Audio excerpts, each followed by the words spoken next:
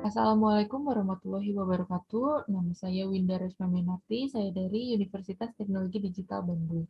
Saya akan mempresentasikan materi konsep talent management dari mata kuliah Sumber Daya Manusia, Perencanaan Tenaga Kerja. Yang pertama, menurut James W. Walker, human resource planning is the process of analyzing and organizing human resource requirements under changing conditions and developing activities necessary to satisfy needs. Ini berarti bahwa perencanaan sumber daya manusia adalah proses menganalisis kebutuhan sumber daya manusia organisasi di bawah kondisi yang berubah dan mengembangkan aktivitas yang diperlukan untuk memenuhi kebutuhan ini. Proses analisis di sini perlu memperhatikan perubahan kondisi yang sedang terjadi. Jadi, kita perlu menganalisis kebutuhan SDM organisasi dengan optimal agar tujuan perusahaan dapat tercapai.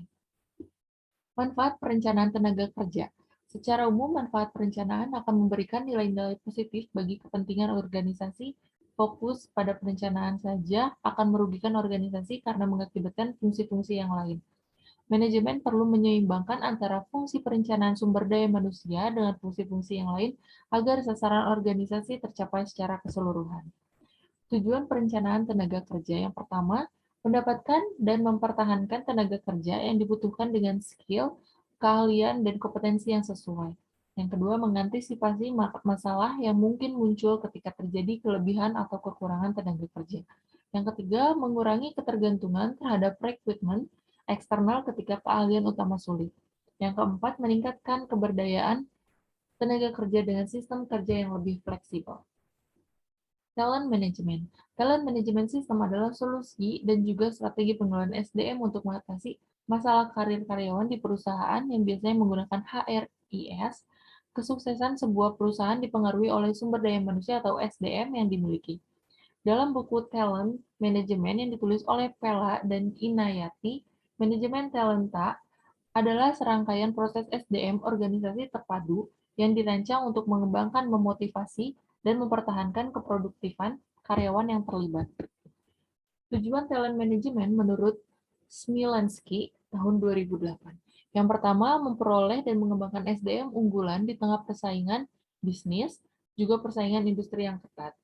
Selanjutnya, menyiapkan dan menyediakan calon pengganti posisi eksekutif tanpa harus mengeluarkan hiring cost.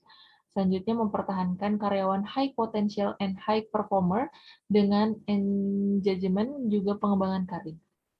Yang keempat, memastikan adanya peluang-peluang bagi karyawan yang paling bertalenta untuk meningkatkan dengan cepat dan dari tingkat bawah perusahaan menuju tingkat atas. Yang kelima, menyusun proses assessment untuk karyawan berpotensi. Yang terakhir, membangun rasa memiliki perlunya karyawan bertalenta baik, membuka peluang yang tidak terbatas bagi karyawan yang istimewa, dan mengembangkan karyawan untuk kepentingan perusahaan.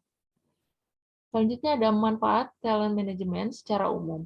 Membantu untuk mengetahui kapan, bagaimana, dan berapa besar cost, juga effort yang perlu dikeluarkan untuk memperoleh, mengembangkan, dan mempertahankan karyawan yang berpotensial. Talent management memegang peranan penting dalam perencanaan karir. Ada juga manfaat bagi perusahaan. Yang pertama ada memperbaiki proses perekrutan dan seleksi perusahaan, meningkatkan komitmen karyawan agar berkinerja tinggi, meningkatkan kepuasan bekerja pada karyawan, memunculkan ketertarikan karyawan, menghemat biaya pergantian karyawan, dan menganalisis risiko seperti identifikasi karyawan yang berpotensi keluar dari perusahaan. Ada juga manfaat dari karyawan. Yang pertama, ketersediaannya pola karir yang jelas, kesempatan pengembangan karir karyawan, meningkatkan nilai karyawan melalui pengembangan potensi dan kompetensi, dan yang terakhir meningkatkan motivasi dan komitmen. Menurut Dessler, tahun 2013, berikut hal-hal yang harus dilakukan perusahaan dalam mengambil perspektif talent management. Yang pertama, memahami tugas-tugas talent management adalah sebuah hal penting, seperti misalnya merekrut, melatih sampai ke membayar kompensasi karyawan. Yang kedua, membuat keputusan yang tepat seperti kepegawaian dan pelatihan.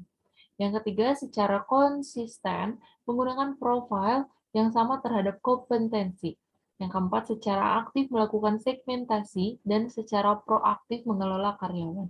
Dan yang terakhir ada mengintegrasikan atau mengkoordinasikan semua fungsi talent management. Bagaimana cara bekerjanya? Cara kerja talent management yang pada umumnya dilakukan oleh perusahaan. Yang pertama, employer branding, yaitu memiliki brand yang baik, bahkan kalau bisa yang terbaik. Yang kedua, employer reputation. Reputasi perusahaan memang sering dikaitkan dengan branding karyawan, namun ternyata ini dapat dikendalikan oleh perusahaan. Jadi, kendalikan sebaik mungkin reputasi perusahaan. Yang ketiga, candidate experience. Pengalaman calon karyawan mempengaruhi brand perusahaan. Yang keempat, selection. Temukan dan pilih karyawan terbaik karena ini bagian penting dari proses talent management system. Yang kelima ada onboarding. Membuat karyawan lebih cepat beradaptasi, membantu menjadikan karyawan baru lebih proaktif dan meningkatkan retensi karyawan. Dan yang terakhir ada inboarding. Promosikan jabatan karyawan lama Anda, mereka juga membutuhkan dukungan perusahaan untuk mencapai produktivitas maksimum. Terima kasih atas partisipasinya. Telah menonton video ini, mohon maaf banyak kata-kata yang salah diucapkan dan banyak tulisan-tulisan yang typo atau salah ditulis. Mohon maaf atas segala kesalahan. Terima kasih telah menonton video ini dan mendengarkan video ini. Wassalamualaikum warahmatullahi wabarakatuh.